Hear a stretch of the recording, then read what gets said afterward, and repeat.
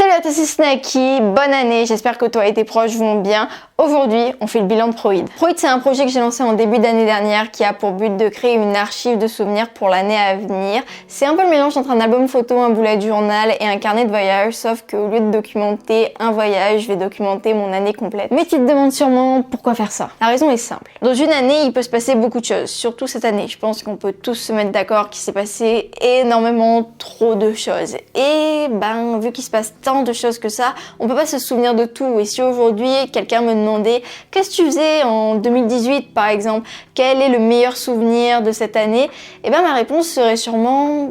Et Proid est là pour ça, à créer une archive complète d'une année de sa vie, permet de ne pas oublier les petits moments ou les petits souvenirs qu'on oublierait naturellement. C'est comme faire un carnet de voyage pour un voyage afin de ne pas l'oublier et pouvoir toujours revivre ce voyage d'une manière ou d'une autre. C'est quelque chose qui n'aura jamais assez de valeur pour exprimer à quel point c'est important pour moi d'avoir une archive d'une année complète de ma vie dans laquelle je peux regarder à n'importe quel moment, et je sais très bien que mon futur moi sera extrêmement reconnaissant qu'un jour j'ai créé une archive complète d'une année de ma vie. Surtout l'année où le monde a failli arrêter de tourner.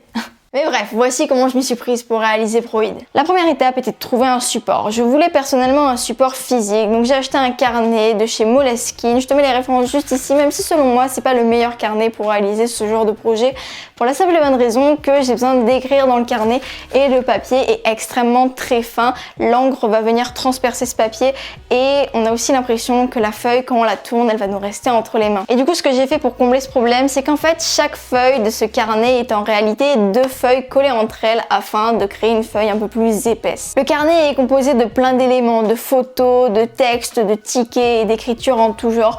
Et si le papier n'est pas un minimum résistant, le carnet ne tiendra pas. La deuxième étape était de savoir à quelle fréquence je comptais compléter Proid. Est-ce que dès qu'il allait se passer quelque chose d'intéressant dans ma journée, le soir j'allais rentrer et écrire dans Proid qu'est-ce qui s'était passé, comme on pourrait faire avec un journal intime, ou est-ce que j'allais compléter Proid comme ça, de temps en temps, tous les 3-4 mois. Je trouve qu'aucune de ces deux options n'est idéale, c'est pour ça que chaque début de mois, je regardais toutes les photos que j'avais prises au cours du mois précédent, je sélectionnais celles qui étaient reliées à un souvenir ou à un événement dont j'avais envie de me souvenir et je les imprimais pour les mettre dans Proid. Alors évidemment, il y a certains événements, au moment où je les vivais, je savais très bien dans le petit coin de ma tête qu'ils allaient finir par atterrir dans Proid, mais il y en avait certains, je me serais jamais douté que je finirais par les archiver et finalement je l'ai fait. C'est pour ça que j'ai essayé de garder tout et n'importe quoi qui pouvait se relier à un souvenir afin de pouvoir le garder. La troisième étape à la réalisation de Proid est évidemment le contenu du carnet. Comme je viens de le dire, le carnet est composé de photos, de tickets, de textes en tout genre, de dessins très moches parce que je ne sais pas dessiner, et je choisis tout le contenu qui va être dans Proid si je le juge un minimum important. Il doit y avoir, si ça se trouve, des trucs complètement inutiles dans Proid, mais c'est pas grave, c'était peut-être un souvenir sur le moment dont j'avais envie de me souvenir. Que ce soit d'un voyage ou d'une petite anecdote qui s'est passée tel jour, tout va se retrouver dans Proid parce qu'après tout, pourquoi ne pas le mettre? Mais malgré la centaine de photos que j'ai imprimées dans ce carnet, plus tout ce que j'ai écrit autour de ces photos et documenté dans ce carnet, il reste quand même beaucoup de place à la fin pour la simple et bonne raison que j'avais prévu plein de voyages au cours de cette année qui se sont vus annulés à cause de la pandémie. Ce qui m'a donné l'idée à la fin de ce carnet d'écrire ma rétrospective de 2020. Qu'est-ce que j'ai pensé au cours de l'année avec le recul? Est-ce qu'il y avait des choses que j'aurais voulu faire différemment? Qu'est-ce que j'ai appris?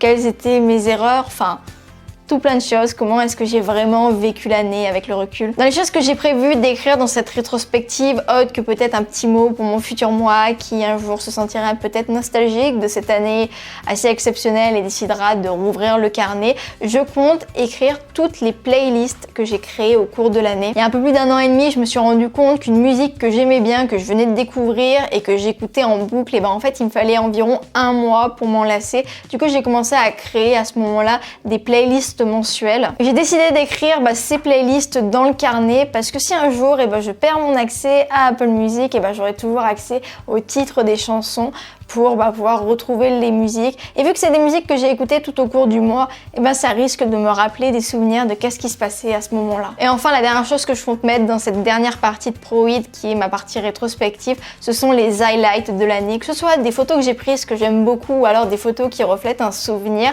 ce sera un rassemblement de photos que c'était les moments importants de mon année.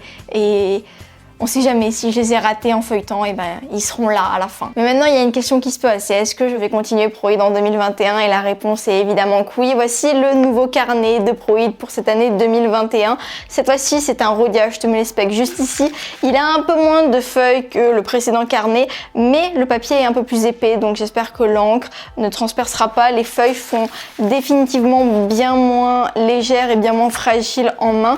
D'ailleurs le papier a des petits points, ce qui va être plutôt sympathique pour coller mes photos droites. Sur ce carnet, j'aime pas trop le fait que le logo Rhodia soit gravé dans la couverture, ce qui m'a donné l'idée d'imprimer une image de couverture que j'ai soit prise, soit qui représente un souvenir important au cours de l'année, et de la coller sur la couverture déjà pour cacher le logo Rhodia et parce que je pense que ça serait vachement sympa de faire ça. C'est ce que j'ai fait sur le Proid de cette année, ça rend plutôt bien, mais au lieu de t'en parler, je vais tout simplement te le montrer. Le voici. J'ai donné un titre à ce carnet, comme tu peux voir. Le but était de trouver un titre qui correspondait parfaitement à l'année que j'ai vécue.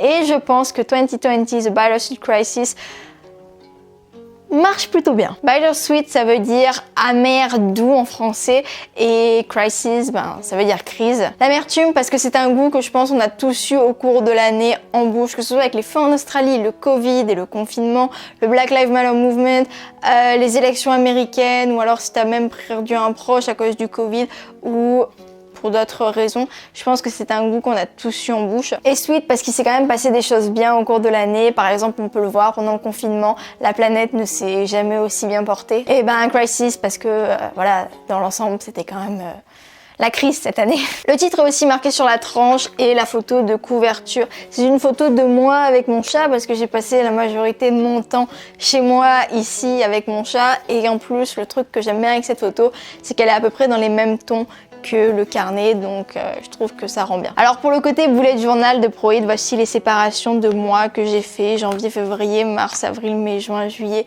août, septembre, octobre, novembre, décembre. C'est bon, je connais mes mois de l'année. J'ai varié entre des mois anglais et français pour des raisons qui me sont toujours inconnues. Mais je pense que ça rend plutôt bien, donc c'est pas très grave. Alors ce carnet est très personnel, donc je vais pas tout te montrer, mais voici quelques petits dessins, quelques petits trucs que j'ai fait à l'intérieur de ce carnet que je trouve plutôt sympathiques. Voici à quoi ressemble la fin de ma documentation au cours de l'année, et voici à quoi ressemblent mes playlists. Je trouve que plus on feuillete ce carnet, plus il est agréable à feuilleter, parce que évidemment je me suis améliorée au cours de l'année à savoir qu'est-ce que je voulais mettre, quelles étaient les petites décorations que je voulais ajouter autour. Au début, ce que je faisais, c'était que chaque feuille que j'imprimais n'avait qu'une seule photo sur elle, parce que c'est des petites photos Polaroid, donc c'est tout petit, et il n'y avait même pas les bords blancs pour avoir cet effet Polaroid que je me suis vue rajouter après.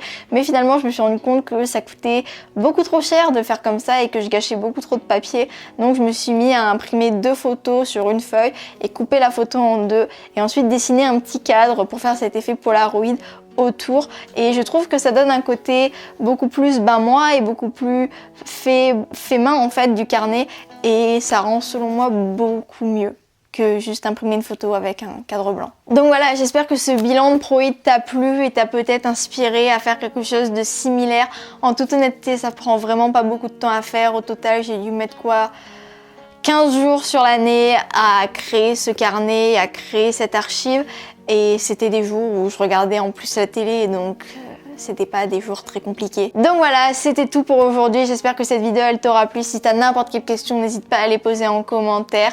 Merci d'avoir visionné jusqu'à la fin. C'était Snacky, et n'oublie pas, stay yourself.